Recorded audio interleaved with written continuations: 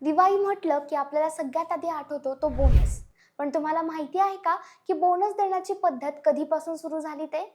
तर ही परंपरा 1940च्या दशकात ब्रिटिश राजवटी दरम्यान सुरू झाली होती.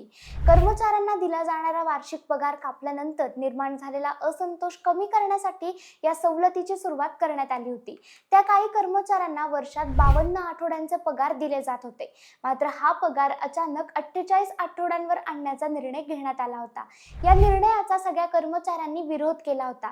त्यामुळे कामगारांचे समाधान राखण्यासाठी दिवाळीच्या काळात बोनस देण्याचा निर्णय घेण्यात आला. स्वातंत्र्यानंतरही ही परंपरा कायम राहिली. 1965 मध्ये भारत सरकारने पेमेंट ऑफ बोनस ऍक्ट 1965 मध्ये रूपांतर करून या प्रथेला कायदेशीर स्वरूप दिलं. या कायद्यानुसार नफा कमावणाऱ्या कंपन्यांना आपल्या कर्मचाऱ्यांना त्यांच्या वेतनाच्या किमान 8.33% इतका बोनस देणं गरजेचं आहे.